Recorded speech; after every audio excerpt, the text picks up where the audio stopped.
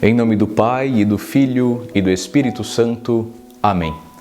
Queridos irmãos, sejam bem-vindos à reflexão do Evangelho deste segundo domingo do tempo quaresmal. Neste domingo, nós contemplamos a passagem do Evangelho de Lucas, em que Jesus vive a sua transfiguração.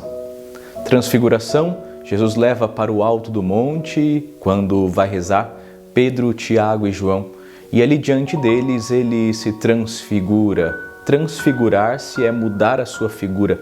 Jesus apresenta para os três o Cristo glorioso, a sua glória, o céu. Não mais o seu corpo terreno, mas o seu corpo glorificado. É uma antecipação do céu. Mas nós queremos meditar alguns pontos importantes para nós rezarmos durante este domingo e durante toda a semana, que é marcada sempre pelo Evangelho dominical. Voltemos um domingo. No domingo passado, nós contemplamos Jesus que vence o mal, vencendo as tentações no deserto. Ali, naquela experiência do embate com Satanás, no deserto, na aridez, na provação, Jesus se apresenta a nós plenamente homem. Apresenta-se a nós o homem perfeito. Hoje, no alto do monte, na sua transfiguração, Jesus se apresenta a nós o Deus perfeito. Portanto, com o Evangelho de domingo passado, com o Evangelho deste domingo, nós nos encontramos com Jesus Cristo, totalmente, plenamente Deus, Jesus Cristo, plenamente homem. A humanidade de Cristo não esvazia a sua divindade apresentada hoje.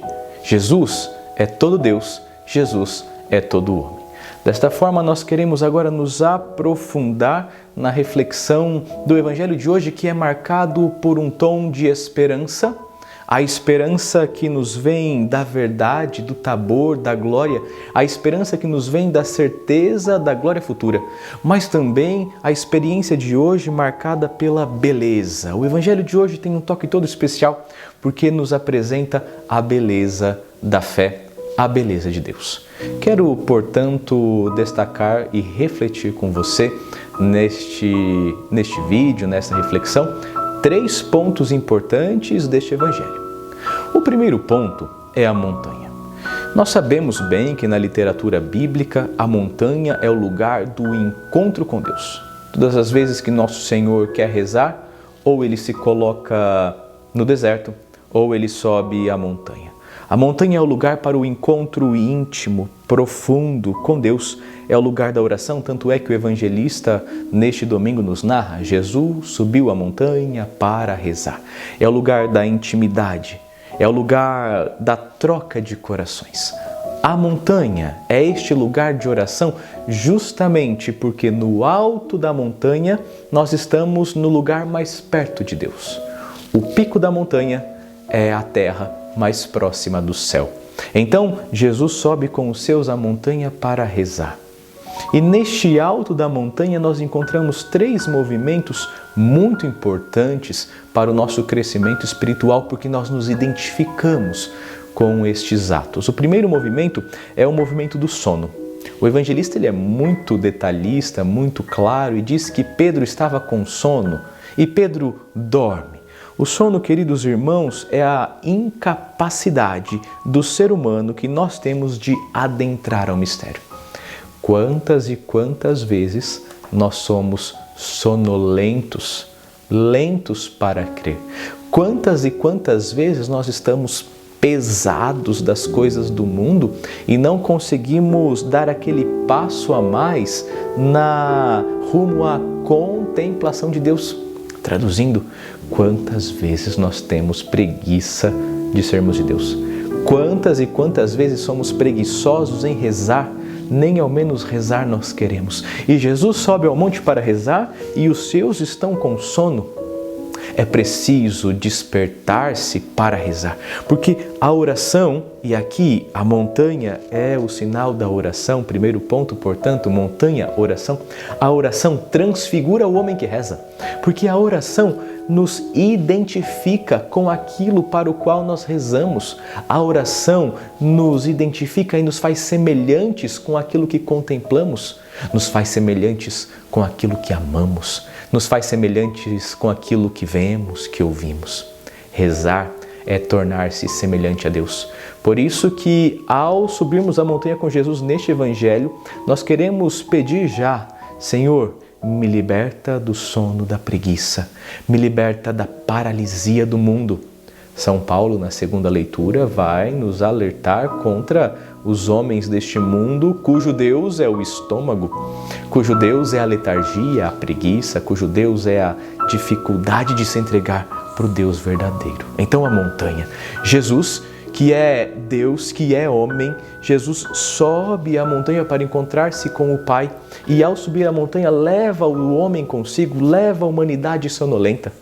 Que bela imagem! E ali no alto do monte, então, o homem sonolento se desperta.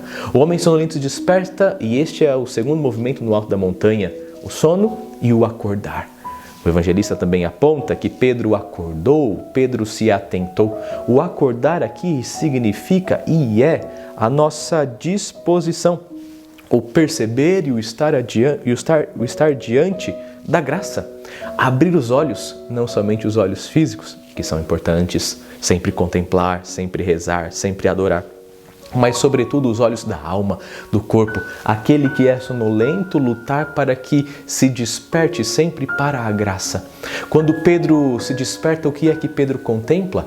Pedro contempla a graça, a glória. Pedro contempla o céu, porque a transfiguração é exatamente isto, a antecipação do céu. Então, ao contemplar aquela graça, Pedro acorda e diz, é isto que faz o meu coração bater de forma diferente. Então, a montanha, a oração. Contemplar a graça, acordar. Acordemos, queridos irmãos, ainda é tempo, Quaresma é realmente este tempo para acordar. E o terceiro movimento no alto da montanha é a descida da nuvem. A nuvem é a imensidão de Deus, a presença de Deus, é o Espírito de Deus que abraça aqueles que ali estão. Ali está o Filho, ali está o Pai, ali está o Espírito. Quando nós subimos ao monte, quando nós abrimos os nossos olhos e contemplamos a graça, nós caminhamos para o céu, nos é dado o céu. Queridos irmãos, esta é a reflexão acerca do primeiro ponto, a montanha. Depois eu gostaria de refletir com vocês aquilo que é consequência da subida à montanha. Estejamos atentos. Quando Pedro, Tiago e João sobem a montanha e Pedro acorda, quando Pedro se desperta, quando Pedro contempla a glória, o que é que sai dos lábios de Pedro? Uma frase profunda e cheia de significado.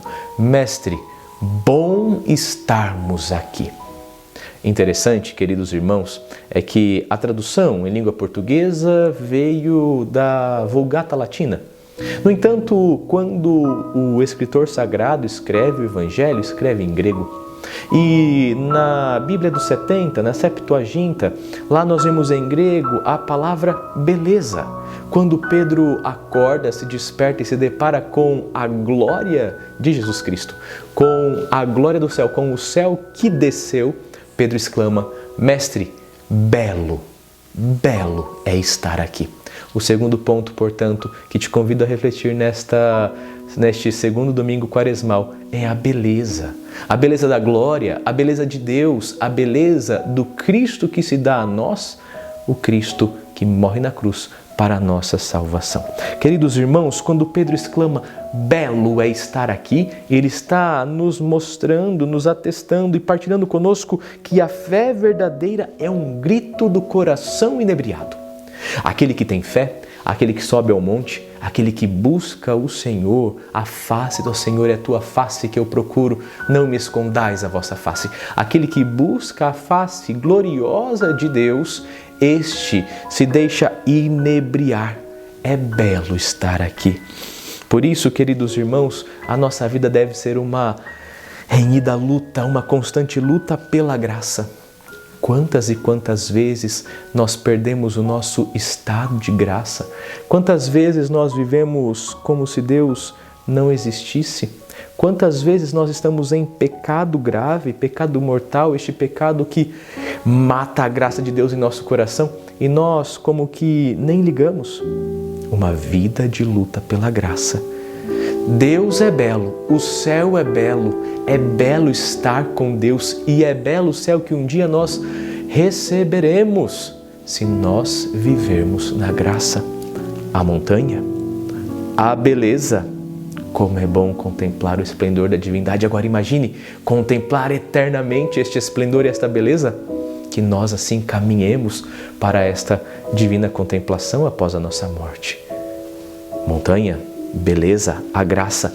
E terceiro ponto que eu quero meditar agora com você, a esperança, porque o evangelho de hoje é um evangelho cheio de esperança. A transfiguração, queridos irmãos, é a esperança, a verdadeira esperança no futuro, porque a transfiguração é a antecipação da glória que nos espera após a nossa morte, se morrermos na graça e na amizade com Deus. É a glória reservada do céu, por isso que no início eu disse a você, a transfiguração é a glória do céu, é o céu que desce. Quando Jesus se transfigura aos seus, ele conversa com Elias, o maior dos profetas, com Moisés, o homem da antiga aliança, e ali eles falam sobre a morte que Jesus haveria de sofrer.